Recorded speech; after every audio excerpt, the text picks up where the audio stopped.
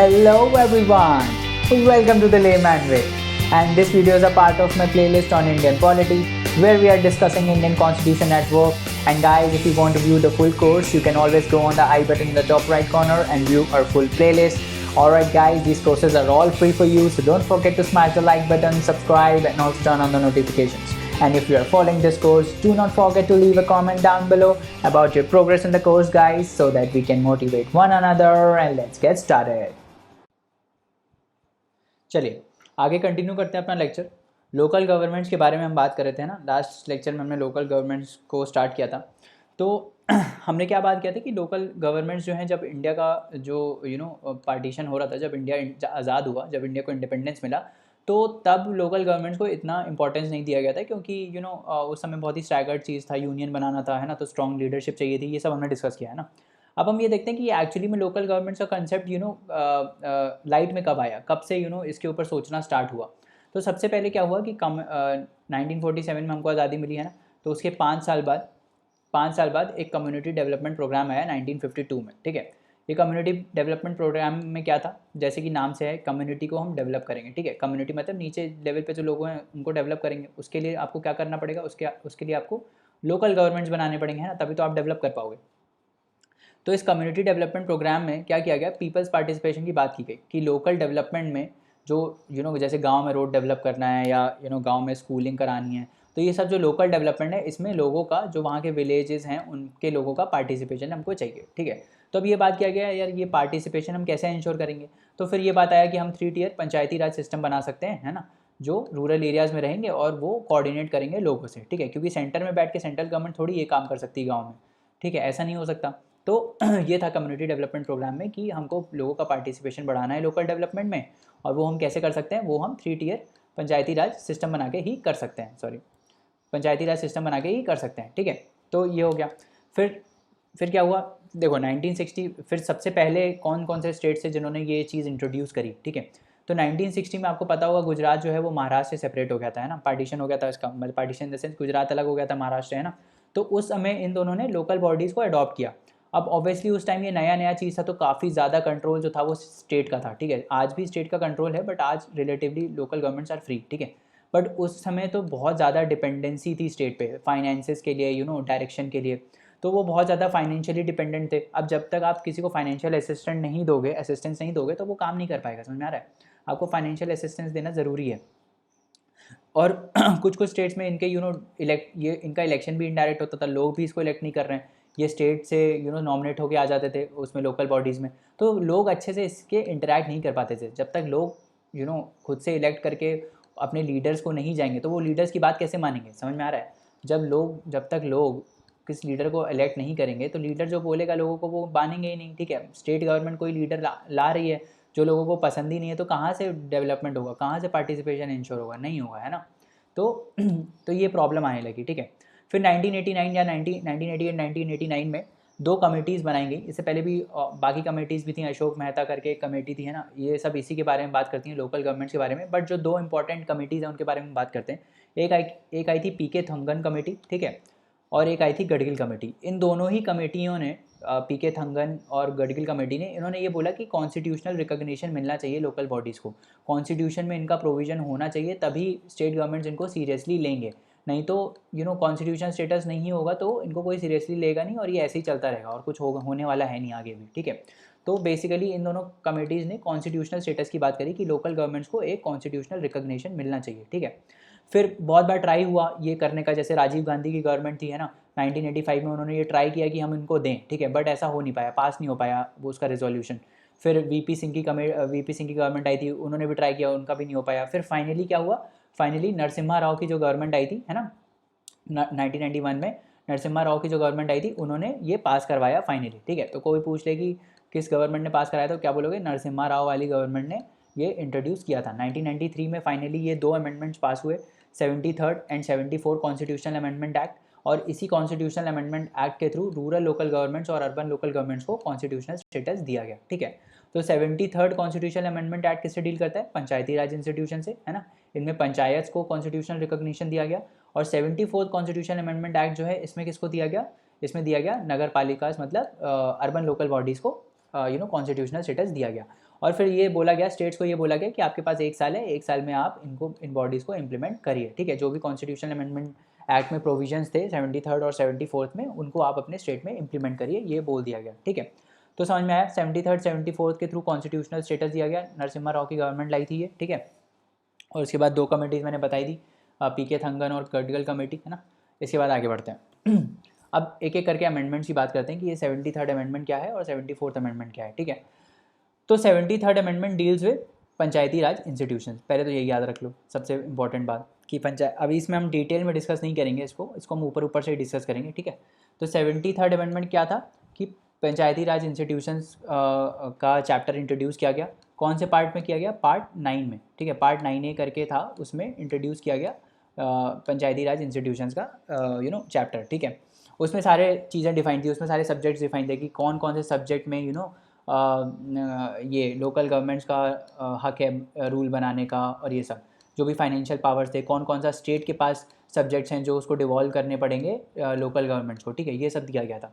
तो सबसे पहले तो बात करते हैं बेसिक से, 3 टियर स्ट्रक्चर बनाएगा। 3 टियर जैसे मैंने आपको बताया था, विलेज लेवल था, ब्लॉक लेवल था और डिस्ट्रिक्ट लेवल था। डिस्ट्रिक्ट लेवल पे जिला परिषद था, ब्लॉक लेवल पे आपका क्या था? पंचायत समिति था, और यहाँ पे ग्राम पंचायत है ना, विलेज पंचायत, ग्राम पंचायत, ठीक है।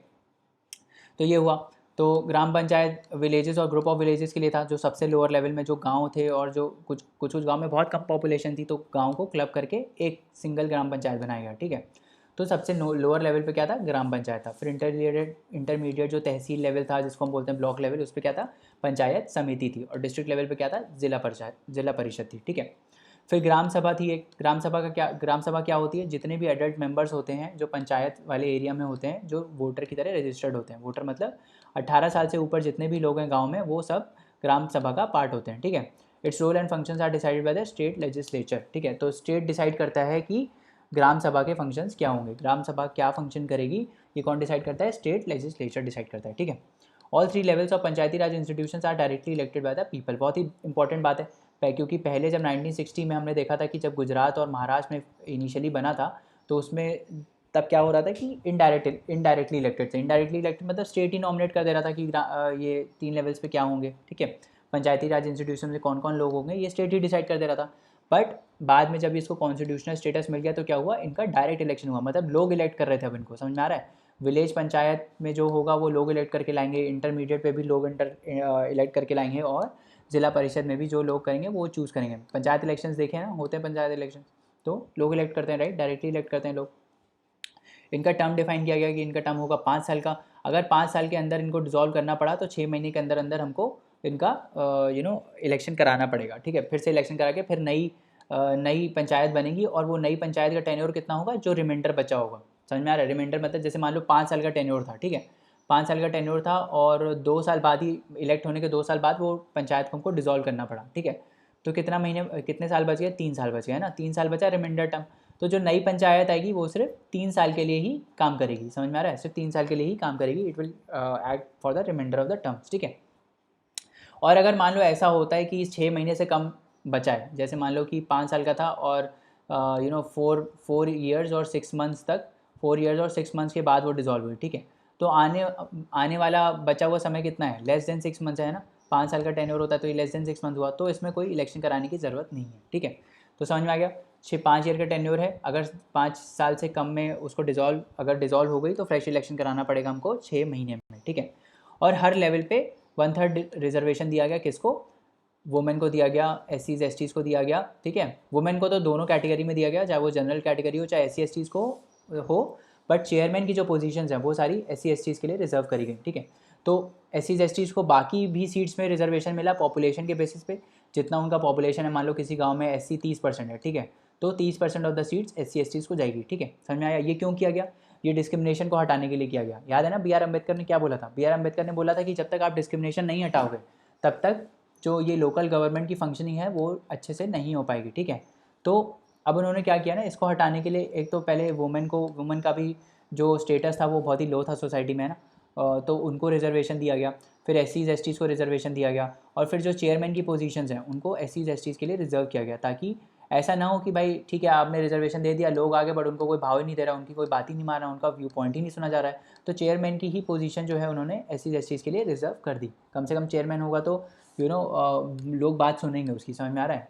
ये बहुत ही ब्रेव स्टेप था ये करने के लिए कि जिनके खिलाफ डिस्क्रिमिनेशन होता है उनको आप चेयरमैन की सीट रिजर्व कर रहे हो उसके लिए, ठीक है। ऐसे ही किसके लिए हुआ, ऐसे ही OBCs के लिए भी रिजर्वेशन हुआ, ठीक है, समझ में आया।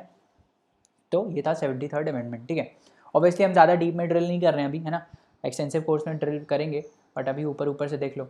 अब इसमें सबसे इंपॉर्टेंट बात है कि 73rd अमेंडमेंट में 29 सब्जेक्ट्स थे, 29 सब्जेक्ट्स थे, 29 सब्जेक्ट्स थे जो स्टेट गवर्नमेंट को दिए गए कि आप ये जो सब्जेक्ट्स हैं, ये जो सारे सब्जेक्ट्स हैं वो आप किसको दोगे, वो आप दोगे लोकल बॉडीज़ को, वो आप डिवॉल्व करोगे लोकल बॉडीज़ को, ठीक है। तो अब हम एक एक करके देखते हैं कि कौन कौन से ऐसे सब्जेक्ट्स थे इसमें, ठीक है। तो मेजर देखते कौन कौन से थे। एग्रीकल्चर था, इरिगेशन था, वाटर मैनेजमेंट था, स्मॉल स्केल इंडस्ट्रीज़ जो कॉटेज इंडस्ट्रीज़ होती हैं या जो SMEs होती हैं उनके लिए था, रूरल हाउसिंग का था, ड्रिंकिंग वाटर के लिए था, रोड्स के लिए था, रूरल इलेक्ट्रिफिकेशन के लिए था, पोवर्टी एलिवेशन प्रोग्राम्स एक सब्जेक्ट था, एजुकेशन था, टेक्निकल ट्रेनिंग था, adult and non formal education था, libraries, cultural activities, markets and fairs, health and sanitation, family welfare, women and child development, social welfare देखो हर जगह, ठीक है, क्योंकि मेजर काम क्या है, वेलफेयर ऑफ पीपल इंश्योर करना, ठीक है। वीकर सेक्शन का वेलफेयर इंश्योर करना, शेड्यूल कास्ट का इंश्योर करना, शेड्यूल ट्राइब्स का इंश्योर करना, और पब्लिक डिस्ट्रीब्यूशन सिस्टम जिससे फूड ग्रेन्स डिस्ट्रीब्यूट होते हैं गाँव में, समझ में आ रहा है। तो ये सारे सब्जेक्ट्स थे किसमें, 73rd अमेंडमेंट में, ठीक है। तो इससे एक आर्टिकल डील करता है, ये आपको याद करना है कौन सा आर्टिकल है, आर्टिकल 243G। इसको कैसे याद कर सकते हो, देखो G मतलब ग्राम पंचायत, ठीक है, तो PRI से डील करेगा, ठीक है। तो PRI G से ऐसे याद करना, G फॉर ग्राम पंचायत, ठीक है।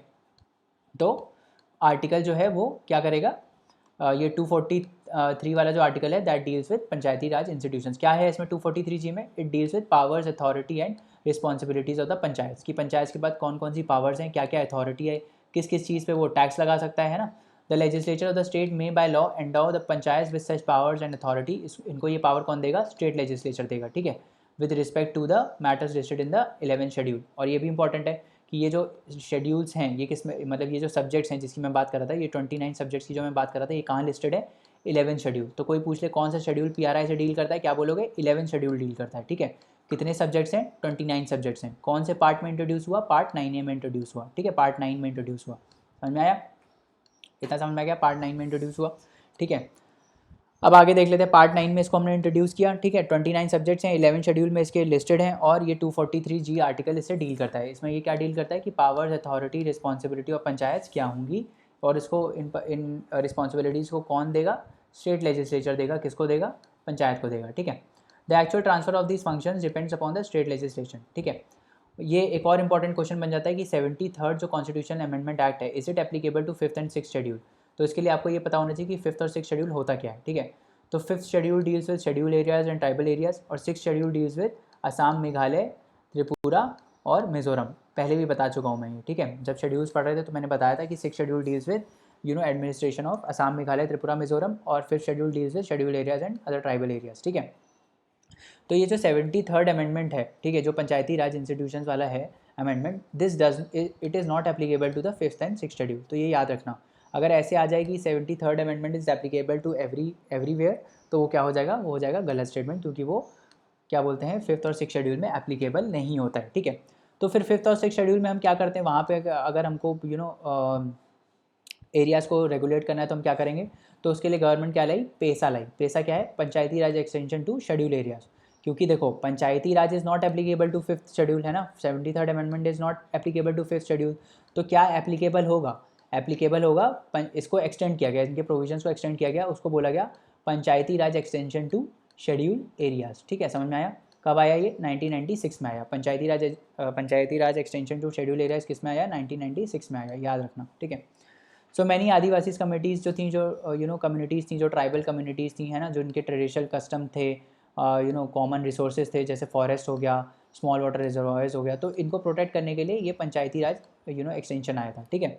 Therefore the new act protects the rights of these communities to manage their resources in the ways acceptable to them, समझ में आया। तो ये किसको हमको क्या इंश्योर करना है, हमको लोगों का पार्टिसिपेशन इंश्योर करना है। और ये वाले जो एरियाज़ हैं, ये जिनकी बात कर रहे हैं हम 5th और 6th शेड्यूल, ये बहुत ही सेंसिटिव एरियाज़ हैं, ठीक है, क्योंकि इन यहाँ पे जो कम्युनिटीज़ हैं वो टोटली डिपेंडेंट रहती हैं किस पे, फॉरेस्ट पे डिपेंडेंट रहती हैं, जो उनके लोकल रिसोर्सेज हैं उन पे डिपेंड करती हैं। अब उसी पे ही अगर हम गवर्नमेंट का कंट्रोल दे देंगे तो ये बेचारी कम्युनिटीज़ रहेंगी कैसे, है ना, इनकी पॉपुलेशन कम होती चली जाएगी। तो इनको प्रोटेक्ट करने के लिए इनको क्या दिया गया, इनको पावर दी गई कि आप प्रोटेक्ट करिए, है ना, इनको ऐसे राइट्स दिए गए कि आप अपने रिसोर्सेज को खुद से मैनेज करिए, ठीक है। तो वो किस में दिया गया, ये सब पंचायती Raj extension to schedule areas में दिया गया, ठीक है। समझ में आ गया, आगे बढ़ते हैं। तो अब देखो, अब इनके इलेक्शन कौन कराता है, अब इनके इलेक्शन कराता है स्टेट इलेक्शन कमीशन, ठीक है। स्टेट इलेक्शन कमीशन जो है वो पंचायती राज इंस्टीट्यूशंस के इलेक्शन कराता है, ये याद रखना, कौन कराता है, स्टेट इलेक्शन कमीशन, ठीक है। ऐसा मत माराना कि इलेक्शन कमीशन ऑफ इंडिया कराता है, इलेक्शन कमीशन ऑफ इंडिया नहीं कराता है, ठीक है ना। स्टेट इलेक्शन कमीशन कराता है लोकल बॉडीज़ के इलेक्शन, चाहे वो अर्बन लोकल बॉडी हो, चाहे वो पंचायती राज इंस्टीट्यूशन हो, कौन कराता है, स्टेट इलेक्शन कमीशन, ठीक है। और एक कमिश्नर अपॉइंट होता है, इंडिपेंडेंट ऑफिसर होता है वो, है ना, वो रिस्पॉन्सिबल होता है इलेक्शन कंडक्ट कराने के लिए, ठीक है। समझ में आया, सिंपल है। स्टेट इलेक्शन कमिश्नर होता है जो अपॉइंट करती है स्टेट इलेक्शन कमीशन, ताकि वो इलेक्शन करा पाए, ठीक है। फिर दूसरी बॉडी, कॉन्स्टिट्यूशन बॉडी कौन सी है, state finance commission. State finance commission क्या करती है, ये फंड्स को डिवॉल्व करती है, फाइनेंस को डिवॉल्व करेगी, है ना। ये देखती है कि फाइनेंस जो है लोकल बॉडीज़ के पास वो कितना आ रहा है और कितना डिवॉल्व होना चाहिए, कितना स्टेट को फाइनेंस या सेंटर को फाइनेंस कितना लोकल बॉडी को देना चाहिए, ये कौन डिसाइड करता है, state finance commission. So state government is also required to appoint a state finance commission once in 5 years. जैसे कि नॉर्मल हमारी फाइनेंस कमीशन है ना, जो फाइनेंस कमीशन ऑफ इंडिया होती है उसको प्रेसिडेंट अपॉइंट करता है हर 5 साल में, वैसे ही स्टेट गवर्नमेंट जो है वो स्टेट फाइनेंस कमीशन को अपॉइंट करती है हर 5 साल में। इसको कौन अपॉइंट करता है, एक्चुअली में गवर्नर अपॉइंट करता है, ठीक है। Governor makes this state finance commission once in every 5 years, ठीक है, to review the distribution of the revenues between the state and the local government. तो स्टेट कितना पैसा लोकल गवर्नमेंट को दे रहा है, ठीक है, इसको रिव्यू करने के लिए हमारी स्टेट फाइनेंस कमीशन होती है, ठीक है। और क्या है, एक तो देखो बिटवीन, और देखो एक ये है स्टेट फाइनेंस कमीशन क्या करती है, एक तो ये है कि पंचायती राज इंस्टीट्यूशन को कितना पैसा जा रहा है, ठीक है, पीआरआईज को कितना पैसा जा रहा है स्टेट से, और दूसरा क्या है, अर्बन लोकल बॉडीज़ को कितना पैसा जा रहा है। तो ये दोनों का काम कौन देखती है, इन दोनों का काम देखती है स्टेट फाइनेंस कमीशन, ठीक है। समझ में आ गया। तो आप देखते होंगे कि अभी भी बहुत कम रिसोर्स दिया जाता है, ये लोकल बॉडीज़ अभी भी बहुत ज़्यादा स्टेट पे डिपेंडेंट हैं अपने फाइनेंशियल रिसोर्सेज को लेके, ठीक है। तो ये ड्रॉबैक है अभी भी, ये दिस नीड्स टू इम्प्रूव। अगर आपको लोकल ग्रास रूट डेवलपमेंट करना है तो आपको लोकल गवर्नमेंट को फाइनेंस देना पड़ेगा। समझ में आया। अब अगर हम कॉन्स्टिट्यूशन देखें कि अर्बन एरिया में कितने, अर्बन एरिया होता क्या है, मतलब अर्बन एरिया हम डिक्लेयर कैसे करते हैं, तो अर्बन एरिया अभी एक्चुअली 30% हो गया है, 28-30% है, ठीक है। और इसका क्राइटेरिया क्या है कि मिनिमम पॉपुलेशन 5,000 का होना चाहिए, एटलीस्ट 75% जो मेल वर्किंग पॉपुलेशन है वो नॉन एग्रीकल्चर ऑक्यूपेशन में इंगेज होनी चाहिए, ठीक है, कोई ऐसा काम करते हो जो एग्रीकल्चर एक्टिविटी से रिलेट ना करता हो, और डेंसिटी ऑफ पॉपुलेशन कितनी होनी चाहिए, एटलीस्ट 400 पर्सन्स पर स्क्वायर किलोमीटर, ठीक है। अब आप बोलोगे कि सर ये सब क्यों रटने की ज़रूरत है, क्योंकि ये क्वेश्चन में पूछा जा सकता है, ठीक है।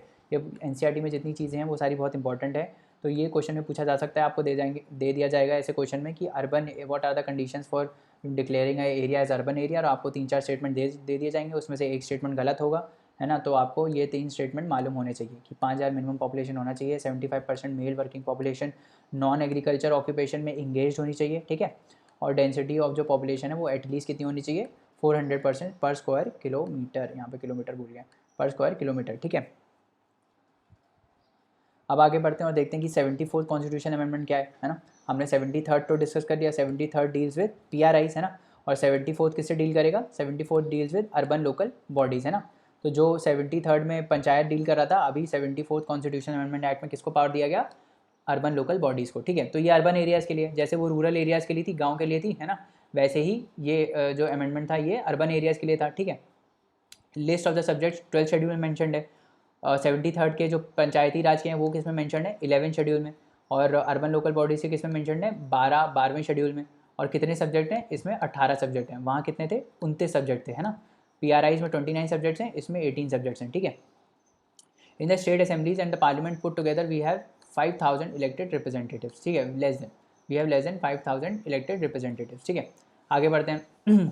The presence of these local institutions is by itself a significant achievement and would create an atmosphere and platform for the people participation in the government, ठीक है। अब हमने देखा था कि हमने मेजर पार्ट को तो हमने एड्रेस कर दिया, हमने रूरल वाला जो है 62% उसको हमने एड्रेस कर दिया, बट ये जो 28% है जो अर्बन वाला है उसको भी तो एड्रेस करना इंपॉर्टेंट है ना।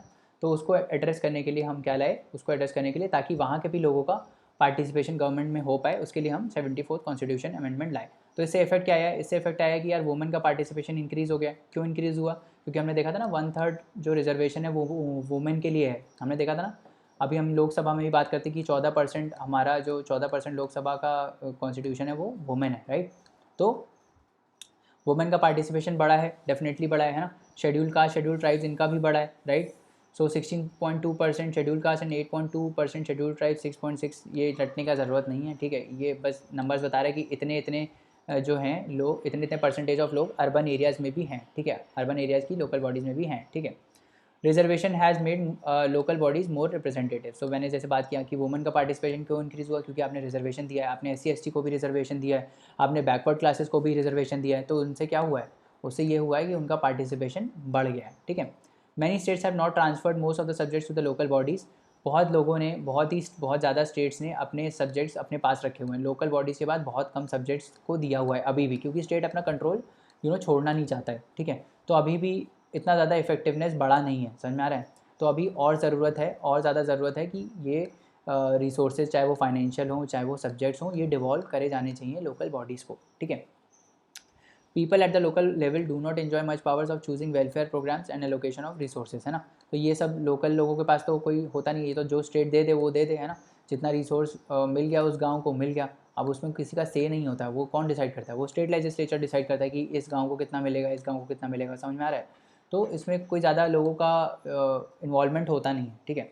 Local bodies have very little funds of their own. ये तो मैंने बता ही दिया कि लोकल बॉडीज़ जो है उनके पास अपना रेवेन्यू सोर्स बहुत कम होता है। वो मोस्टली किस पे डिपेंड करते हैं, वो मोस्टली स्टेट्स की ग्रांट्स पे डिपेंड करते हैं या फिर सेंटर की ग्रांट पे डिपेंड करते हैं। तो जब तक आपका डिपेंडेंस है फाइनेंशियल सोर्स का, तब तक आप कभी भी डेवलप नहीं कर पाओगे, समझ में आ रहा है। जब तक आप किसी दूसरे पे डिपेंडेंट हो फाइनेंशियल्स के लिए, तब तक आप डेवलपमेंट नहीं कर पाओगे। आपको लगेगा यार इतना ही पैसा मिल रहा है, आप कहाँ खर्चा करें इसको, समझ में आ रहा है ना। तो आप नहीं कर पाओगे, आपके पास अपना रिसोर्स रहना चाहिए, तभी तो आपका इंडिपेंडेंस इंश्योर होगा, समझ में आ रहा है। कल को आपको बोलें कि यार आप डिपेंडेंट हो किसी चीज़ पे पैसे के लिए, तो आप फ्री नहीं रहोगे ना डेवलप करने के लिए। आपको हमेशा बाउंडेशन लगा रहेगा कि यार अब अगर इसने अपना ये अगर मेरे को पैसे नहीं देगा तो मैं क्या करूँगा, समझ में आ रहा है। तो वैसे ही लोकल बॉडीज़ के साथ होता है, लोकल बॉडीज़ के साथ बहुत कम फंड्स है अपने आप के लिए, ठीक है। तो ये था 74th कॉन्स्टिट्यूशनल अमेंडमेंट। अब हम ये लेक्चर अभी इधर ख़त्म हो गया है ना। अब नेक्स्ट लेक्चर में मॉड्यूल 4 को स्टार्ट करेंगे, जिसमें हम इलेक्शन के बारे में पढ़ेंगे। हम देखेंगे कि इलेक्शन होता कैसे है, प्रोसीजर कैसे है। तो दो जो उसमें मेथड्स हैं, फर्स्ट पास द पोस्ट और प्रोपोर्शनल रिप्रेजेंटेशन, उसको हम डिस्कस करेंगे उसमें, ठीक है। एग्जाम्पल्स के साथ देखेंगे कैसे होता है, ठीक है। तब तक के लिए पढ़ते रहिए, है ना। और लाइक शेयर सब्सक्राइब करना ना भूलें लेक्चर्स को, और रिकमेंड करना भी मत भूलें, ताकि हमको मोटिवेशन मिलता रहे और हम आपके लिए ऐसे ऑसम लेक्चर्स बनाते रहे, है ना। चलिए अगले लेक्चर में मिलते हैं, बाय बाय, टेक केयर।